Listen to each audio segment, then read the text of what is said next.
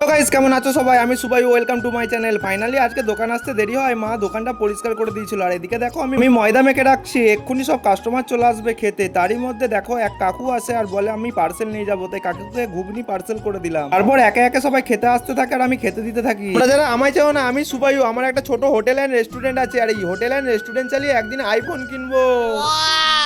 তাই যে যেখান থেকে ভিডিওটা দেখছো ছোট্ট পাড়া লাইক আর মিষ্টি পাড়া কমেন্ট করে দিও। তারপর এক স্যার আসে আর বলে অমলেট পার্সেল নিয়ে যাবো, তাই স্যারকে অমলেট বানিয়ে দিচ্ছি। তারপর দুপুরবেলা ভাত নিয়ে বাড়ি চলে এসেছিলাম, আর বাড়িতে ভাত খাওয়া দাওয়া করার পর আমি ঘুমিয়ে গেছিলাম। আর ঘুম থেকে উঠতে দেরি হওয়ায় দেখো দোকানের দিকে তাড়াতাড়ি দৌড়চ্ছি। তারপর দোকানে এসে দোকানটা খুলে ভালোভাবে পরিষ্কার করে চা করে নিচ্ছি, যাতে কাস্টমার এলে না ঘুরে যায়। তারপর চা বানিয়ে নিজেই একটু চা খেয়ে মাইন্ডটা ফ্রেশ করে নিই আর ঘুমটা ছাড়িয়ে নিই। আর এই সময় এদিকে দেখো সূর্য অস্ত যাচ্ছে, এই টাইমটা আমার খুব সুন্দর লাগে। এই মুহূর্ত তোমাদের সাথেও শেয়ার করছি। তারপর কিছুক্ষণের মধ্যেই আকাশ ভয়ঙ্কর রূপ নেয়, দেখো এদিকে ঝড় উঠে গেছে। আজকে মনে হচ্ছে ব্যবসা গেল।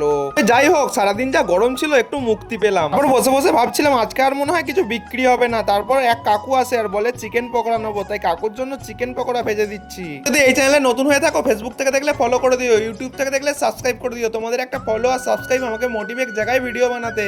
তারপর কিছুক্ষণ বাদ একটা ভাই আর বোন আসে এগরোল খেতে, তাই ওই ভাইটার জন্য আর বোনটার জন্য এগরোল বানিয়ে দিচ্ছি।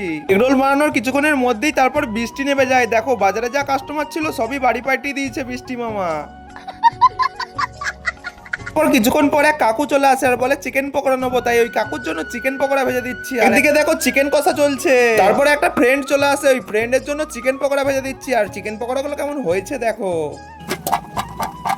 তারপর ওই ফ্রেন্ডের হাতে চিকেন পকোড়া তুলে দিই, আর তারই সাথে আর এক কাকুর হাতেও চিকেন পকোড়া তুলে দিই। আজকের ভিডিও এখানেই শেষ করছি, দেখা হবে নেক্সট কোনো ভিডিও। ততক্ষণ তোমরা ভালো থেকো, সুস্থ থেকো।